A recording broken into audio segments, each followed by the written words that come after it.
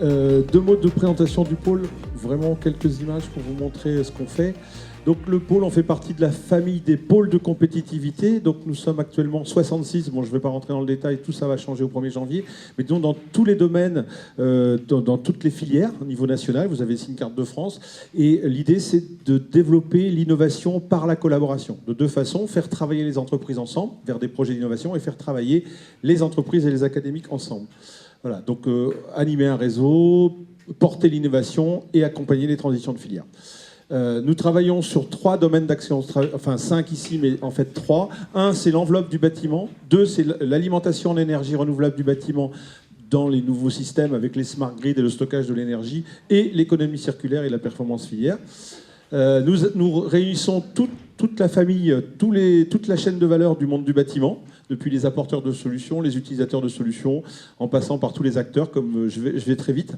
Et voilà, quelques images de quelques-uns de nos membres. Tout le monde n'est pas là, mais ça vous donne un peu une idée de qui est membre du pôle Fibre Énergie Vie. Donc nous sommes principalement situés en Alsace-Lorraine, en train de nous étendre sur le Grand Est, puisque comme notre région nous le demande, et avec un certain nombre de partenaires qui, bien entendu, sont nationaux, dont le Sinov, qui est quelque part ici.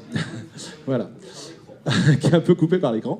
Et juste pour vous dire, voilà, pour vous donner un peu une idée des volumes, depuis que le pôle existe, c'est 189 projets cofinancés, parce qu'une fois qu'on a monté les projets collaboratifs, on va chercher des financements. Donc 189 projets, ça veut dire qu'on a permis, ou on a aidé au cofinancement de 627 millions d'euros de projets de R&D, et là-dessus, on a amené sur nos membres 208 millions d'euros d'argent public qui peuvent venir de la région Grand Est, du national ou de l'Europe. Voilà. Donc ça, c'est juste pour vous présenter un petit peu les choses. Donc, en ce qui concerne cette journée, je voudrais vous dire que je voudrais remercier Dominique Sutradegali de nous avoir associés à cette première étape du Rex BIM Tour, ici à Nancy. Je suis vraiment heureux parce que j'ai trouvé que c'était une après-midi très riche, avec beaucoup de témoignages. Tout ça a été parfaitement construit. Donc, félicitations, monsieur le Président. Alors, en ce qui concerne le pôle, vous avez compris que nous accompagnons en fait ce que nous disons les 3 transitions: la transition énergétique, la transition écologique et la transition numérique. Donc la transition numérique, j'y reviens pas, on en a parlé toute l'après-midi, et c'est en train de bouleverser notre monde, le monde du bâtiment, comme ça a bouleversé tous les autres avant nous. On est un petit peu les derniers, mais on va y passer aussi. Et cette transition numérique, ce que je voudrais bien vous dire, c'est qu'elle est bien au service des 2 autres. Pourquoi la transition énergétique? Parce que ça va nous permettre de mieux simuler, de faire des projets de meilleure qualité, de mieux les contrôler, d'avoir des bâtiments mieux effectués, et donc au final des bâtiments qui vont être plus efficaces énergétiquement.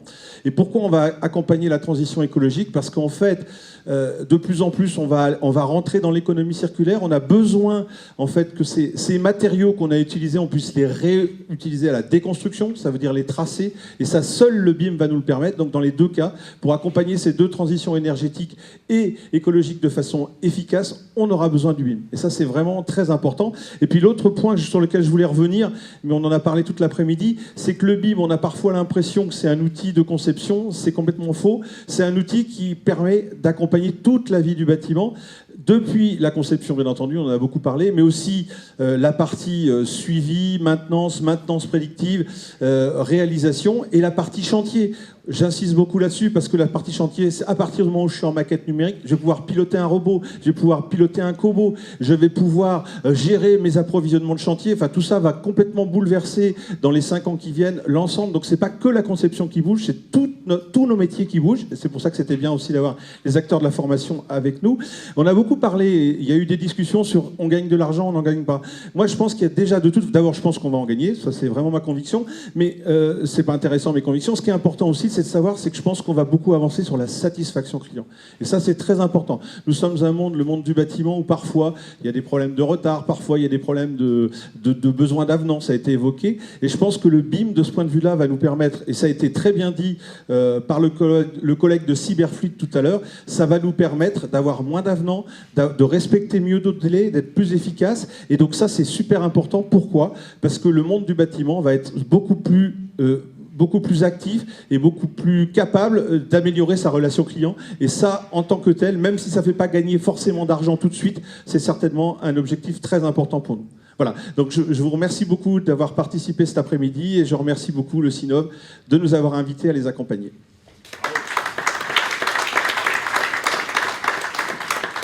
Merci Jean-Luc Sadorge. J'invite Jean-Claude Bouly, président du Conservatoire national des arts et métiers Grand Est. J'ai une consigne, c'est de faire très court. Donc je vais le faire très court. Je vais d'abord remercier. Je vais remercier Sinov, mais c'est déjà une vieille complicité entre Sinov et le CNAM par rapport à ça. Et puis je vais remercier surtout pour toutes les interventions de cet après-midi parce que j'ai appris plein de choses. J'ai appris plein de choses parce que je ne suis pas de ce même domaine. Moi, je suis un gestionnaire. Je forme des entrepreneurs. Je suis professeur au CNAM, titulaire d'une chaire petite entreprise et artisanat. Je pense qu'il peut y avoir quand même des résonances intéressantes avec tout ce que j'ai entendu cet après-midi en la matière. Le CNAM, je n'ai pas insisté. Je suis certain que si je vous fais lever la main sur vous connaissez le CNAM, vous y êtes passé, ou que vous avez quelqu'un de chez vous qui est passé au CNAM, je suis certain que j'ai plus de mains levées que de mains non levées. Donc je ne vais pas trop en parler. Le plus gros opérateur en France de formation professionnelle de niveau supérieur, réparti sur l'ensemble des territoires, avec comme vocation historique, permettre à ceux qui sont loupés dans leur première formation de pouvoir retrouver au CNAM une manière de se délouper.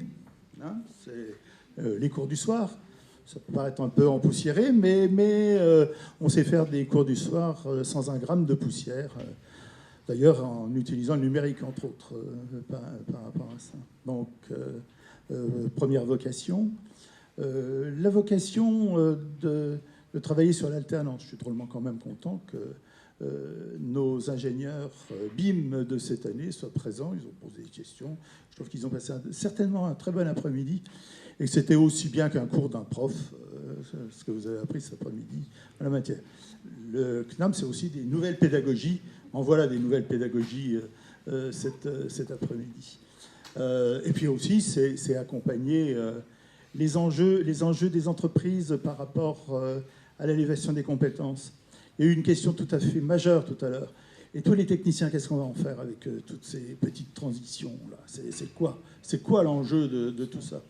C'est de les mettre sur les ronds-points ou est-ce que c'est de leur permettre de pouvoir continuer à apporter leurs compétences, leurs valeurs, leur expérience qui sera irremplaçable. Le numérique ne remplacera pas l'expérience des femmes et des hommes en la matière. Donc simplement armons les femmes et les hommes dans les nouveaux enjeux des techniques. Ne pensons surtout pas et n'agissons pas pour que les femmes et les hommes soient remplacés par les techniques. Voilà. Je pense que c'est ça aussi notre mission et les valeurs de notre établissement vis-à-vis de ça. Deux, trois réflexions simplement pour dire comment nous on l'a appréhendé, comment on appréhende les enjeux de métier que vous avez les uns et les autres en la matière. Ma collègue Valérie en a parlé tout à l'heure. On a monté un certain nombre de formations en ingénieur par la voie de l'apprentissage. Le schéma intellectuel qui a présidé à ça, c'était de dire on va monter ensemble une formation avec comme structure disciplinaire l'énergétique, une formation avec structure disciplinaire le génie industriel, et une formation avec comme structure disciplinaire le numérique. Et je parle bien de structure disciplinaire parce que c'est comme ça encore en France qu'on fait des formations à partir des structures disciplinaires. Et ce n'est pas complètement inutile parce que les structures disciplinaires donnent les socles théoriques et pratiques pour fabriquer des gens qui ont un substrat un peu solide. Hein. C'est pas que des bruits de bouche quand on a besoin de régler des problèmes ou quand on a besoin de satisfaire des cahiers des charges de maître d'ouvrage en la matière. Donc on a ça. Mais le véritable enjeu, c'est de voir comment les enjeux d'efficience énergétique, pour les énergéticiens, les enjeux d'économie circulaire pour ceux qui sont dans les aspects génie industriel, ou les enjeux de type maquette numérique pour ceux qui sont sur les disciplines numériques. Comment tout ça, ça cohabite ensemble? Moi, le sujet que nous avons, c'est de fabriquer des ingénieurs qui vont s'hybrider entre celui qui connaît l'énergie, celui qui connaît la conception et la fin des vies des produits, et celui qui sait manier de la maquette numérique dans le même domaine. Voilà. Donc, rendez-vous sur les formations du CNAM dans cette cité des transitions que nous menons actuellement en hybridant les 3 grandes formations, les 3 grandes mutations pour fabriquer des ingénieurs au service de l'urbanisme, au service des territoires, au service du bâtiment. Ça, c'est l'expérience du CNAM. Un dernier point. Ce que l'on voit, c'est que de toute façon, dans l'allocation de ces personnes dans la chaîne de valeur et dans les organisations, ces gens qu'on fabrique vont de plus en plus dans des petites, voire des moyennes organisations, moyennes entreprises. C'est là où se trouvent les travaux. Bien sûr, on les retrouve chez Vinci, bien sûr, on les retrouve. Je dirais, à la limite, Vinci ne vient pas trop chercher ses cadres ou ses ingénieurs au CNAM. Il va les chercher dans les grandes écoles de notre République. Enfin, les majors, par rapport à ça. Quand on bosse dans une petite entreprise, quel est le comportement qu'on a quand on est ingénieur vis-à-vis du mec qui se trouve juste à côté, qui est le commercial? Comment se trouve-t-on dans la petite entreprise en relation avec celui qui est le gestionnaire, le manager par rapport à ça?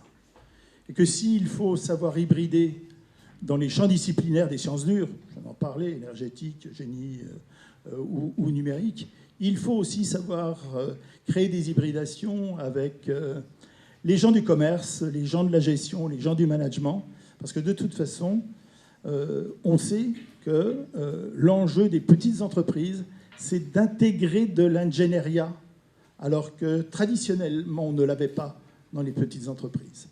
Voilà. C'est à ça que le CNAM tente de travailler dans le Grand Est. Merci, bonne soirée. Merci. J'invite Benoît Mariage, directeur de l'IPTIC. Comme les 2 personnes avant moi, je vais remercier Sinov pour cette manifestation, les équipes de Sinov pour avoir organisé ça, et Sinov Grand Est pour cet accueil au sein de ici et toute la logistique qui a été mise en place. Aujourd'hui, on a eu des témoignages de qualité, différents témoignages tout au long de l'après-midi sur le BIM, ce qui a pu aussi éclairer un novice comme moi qui a appris beaucoup dans cet après-midi, qui ne vient pas du métier. Et on se rend compte aussi qu'il reste encore des questions sur le BIM. On a encore des préoccupations, des questionnements. Et dans ce cas, l'IPTIC est tout à fait apte à répondre et à accompagner les entreprises en formant les salariés. C'est vrai qu'on parle de développement de compétences, où vont aller les gens, quels métiers vont avoir demain. L'IPTIC est capable de répondre par de la formation continue auprès des entreprises. C'est plus de 2000 salariés qui viennent se former tous les ans, donc plus de 500 sessions de formation.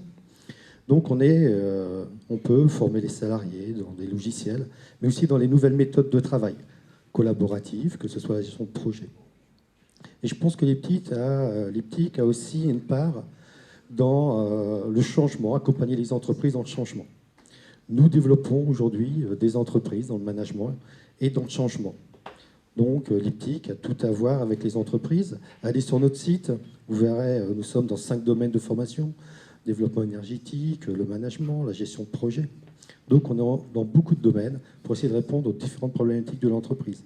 Et comme j'ai dit tout à l'heure, on forme de plus en plus au sein des entreprises pour être au plus proche des préoccupations de toutes les entreprises. Donc voilà, merci à tous pour cette journée et cet après-midi qui était fort agréable.